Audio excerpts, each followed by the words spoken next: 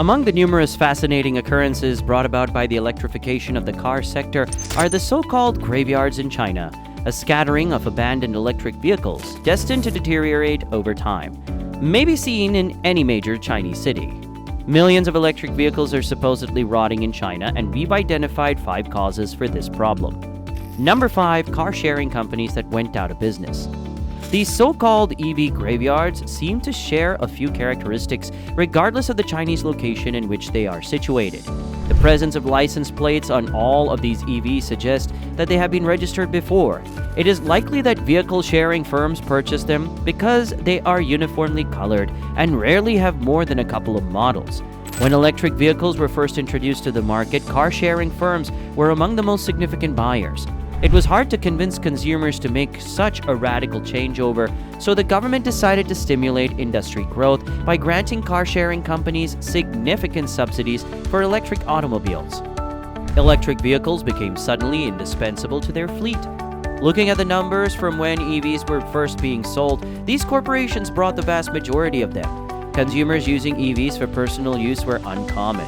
Nevertheless, this has a major impact on the initial growth of the EV industry. The fast expansion was vital, but it caused many fatalities. Because once the Chinese government ceased granting enormous incentives to car-sharing companies, most of them went out of business. These corporations didn't get a chance to upgrade their fleets, and because we're talking about the early stage of electrification, there's no need to explain how all those EVs grew outdated in only a few years, and are now pretty unusable. That's where all those EV graveyards come from. Number 4, an organized scheme. While authorities exploited vehicle-sharing companies to stimulate EV growth, EV entrepreneurs also took use of hefty incentives because without that massive assistance, most EV makers wouldn't have ever begun their businesses. The Chinese government was fiercely motivated to become a dominant power in the EV industry. It was offering significant funding to pretty much every EV company because the requirements were so low. Practically all those organizations needed to fulfill was to meet specific range limits, which were usually no more than 62 miles. The second, more difficult condition was to sell a particular number of vehicles. Back in the day, there were over 500 EV firms registered in China, so it's pretty evident that it wasn't simple for most of them to get enough clients. It was time for an organized plan, which once again engaged automobile sharing businesses who became the key clients. But it was evident that such a state couldn't exist forever. A few years later, once the whole business got on its feet, the government became less liberal with its subsidies. From that time, it became evident that most of these EV firms would go out of business since their business models weren't sustainable. Not only that, their EVs weren't particularly good either.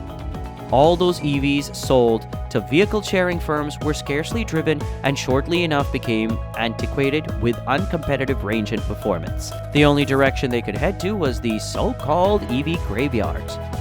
Number 3, driving up EV infrastructure. Today, China is not just the largest EV maker in the world, but also by far the biggest EV market, with nearly 9 million electric cars sold just in the previous year. Of course, such rapid expansion wouldn't be possible without proper infrastructure. This implies that the Chinese government had to figure out how to keep the two elements of the EV business developing at the same pace. That was anything but a simple undertaking because constructing a viable EV system needed a reliable charging network. But to develop a charging network, you need a certain quantity of electric cars so charging firms can earn money. It's kind of a vicious circle. So the Chinese authorities had to act to start things flowing. This once again brings us to automobile sharing firms. Those were the first significant customers of electric cars, and the government knowingly sacrificed most of them merely to speed the process that would make China a global EV superpower. So all those EVs that eventually ended up in graveyards served to drive up infrastructural development. Chinese government sacrificed several car-sharing companies as well as many EV manufacturers. Considering that 80% of EV companies previously went out of business, their contribution to the development of Chinese EV infrastructure was substantial. As a result, many Chinese cities presently have such a developed infrastructure that taxi businesses rely mostly on EVs. Moreover, they don't even charge their EVs because instead of charging stations, they now utilize battery swapping stations, where a machine plucks out the depleted battery and installs a charged one. Number 2. It's cheaper to buy a new EV than repair it. Here's another reason why EV graveyards are getting bigger. When it comes to the benefits of electric automobiles, you might often hear how they're simpler and hence cheaper to run. Less potential problems mixed with other typical maintenance measures such as fluid changes made us conclude that having an EV is actually cheaper. But reality is different. Even if problems are rare, getting an EV fixed can be a rather pricey affair. This notably relates to the Chinese EV industry, where, as we've just discussed, so many EV businesses have gone out of business, so there isn't really technical assistance for eventual repairs.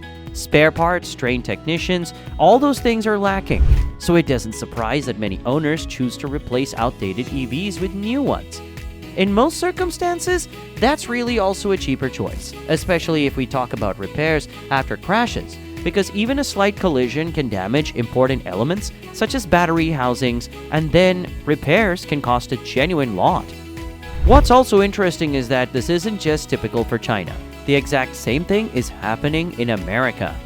We can already witness footage that shows junkyards full of Tesla models, most of them hardly damaged, which implies that owners just don't want to bother with expensive and time-consuming repairs.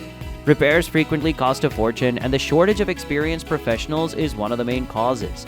That's also a reason why EV repairs frequently take weeks, if not longer.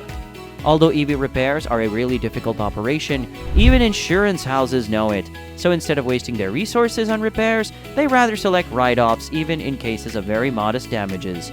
Of course, this generates a kind of chain reaction where insurance premiums for EVs have become much higher compared to internal combustion cars, which just made the disparity in terms of running expenses even wider.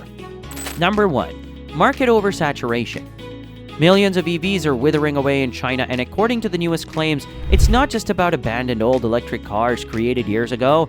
Even new electric automobiles are often sentenced to rust away because the market is oversaturated. The difficulty with Chinese EV companies is that they still haven't expanded to Western markets. Even though China is by far the biggest EV maker in the world, it's still obligated to sell most of its vehicles on the local market. After the recent steps by Western countries such as Biden's plan to put a 100% tariff on Chinese EVs, things are likely to become even more problematic. Even the biggest players such as BYD struggle to expand global markets. 95% of its sales are still earmarked for Chinese customers, and the difficulty is that even such a vast market as China has its limitations.